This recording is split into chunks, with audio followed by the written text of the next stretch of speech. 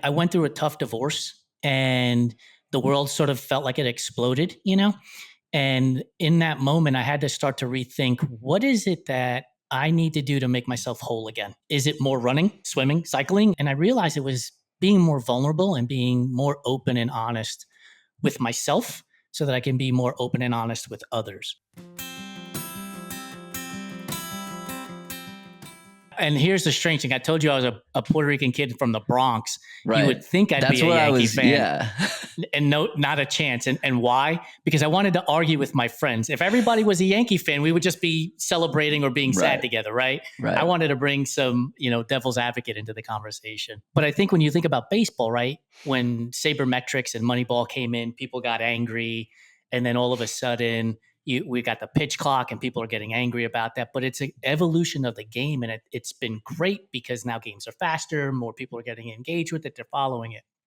I think running would be the same way, where the old guard, I'm going to use that phrase, is, yeah, but we used to just run in cotton T-shirts and cotton shorts, and we did it for the love. Yeah, and now you chafed your nipples off. Right. And now I see everybody taking selfies and running with selfie sticks, and races have to have Instagram moments and stuff like that. And it's like, who cares? If they got into the sport and they're running and they're getting healthier and fitter and they're talking to their friends into doing it, why do you give a shit if somebody's not wearing a cotton T-shirt, chafing their nipples off? Right. Like, enjoy it and embrace it and have fun with them. Maybe have a conversation with them and ask them, why is it important to document this run that you're doing today, training run, racing run, whatever it is, like, and have that conversation and be open to hearing the answer before responding to them that they're wrong. Totally. Given the fact that it's BQ timing week, we'd be remiss to not tread into that conversation while talking about the old guard and, what are we doing and this and that. Do you have any hot takes on the topic? I posted yesterday on Threads because somebody made a comment. My response to them was, the Boston qualifying time is like when we changed the clocks. We're all disoriented for like 3 days because people are just yelling at each other about whether it's too slow, too fast, get rid of charity bibs. It's the same conversation. And then 3 days later, we forget about it and we all move on. Like that's literally what happens. But here's the thing. I saw Jason Fitzgerald post about this yesterday too. And it's like the Boston Marathon is not like police and firemen. It's not there for everybody that everybody has to have it.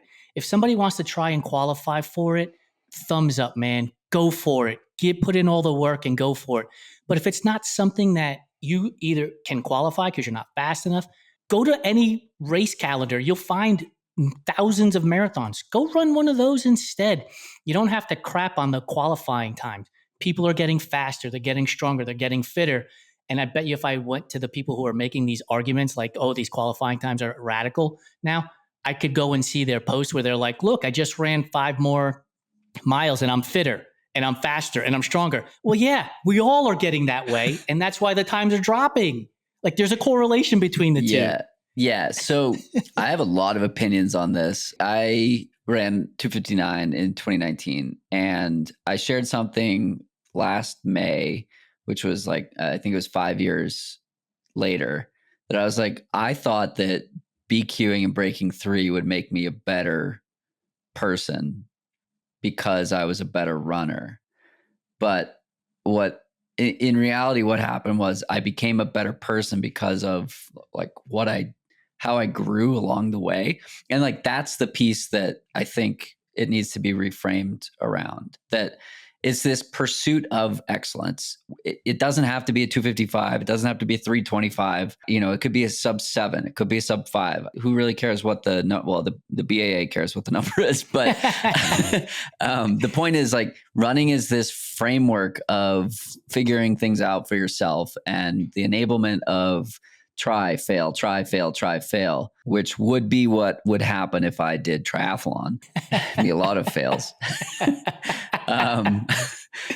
But it's this like self-actualization. It's the understanding how you improve. And then how do you take that progress and apply it to every other aspect of life? So I think like 10% of entrants are invitational or influencer or media or whatever.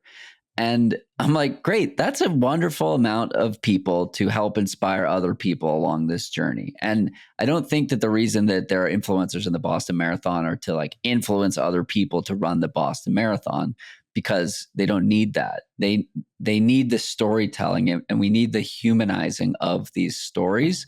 And so it's the like, you pick this big scary goal and then you work towards it, and then race day is a celebration of that. So I was chatting with a friend yesterday about David Roche and how he told all related to his experience at Leadville and breaking the almost 20-year course record, right? Like in the displaying of how he was fueling, and whether that was carbohydrates or ketones or hydration or the strength work he was doing, like not a lot of people are going to listen to that and be like, wow, I'm going to go break the course record at Leadville too, right?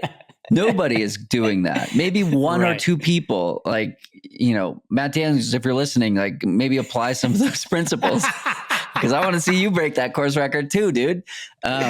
So people are taking that to see how they can improve their own process, right?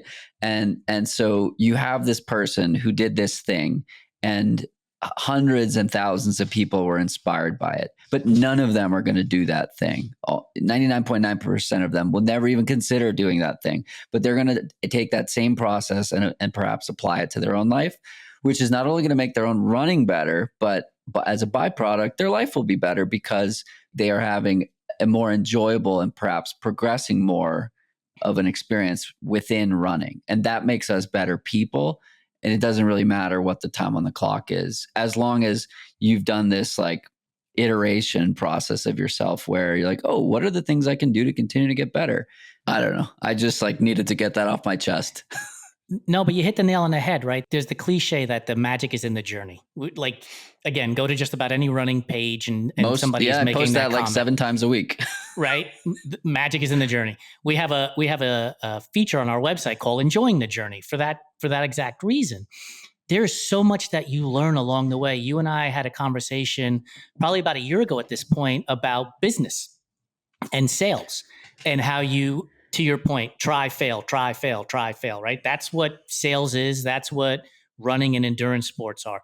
Go out and try and fail. Go out and try and fail, and understand the lessons that you are learning all along the way that are eventually going to get you to your finish line. Totally. The magic is in the journey, and also having patience in getting to that finish line.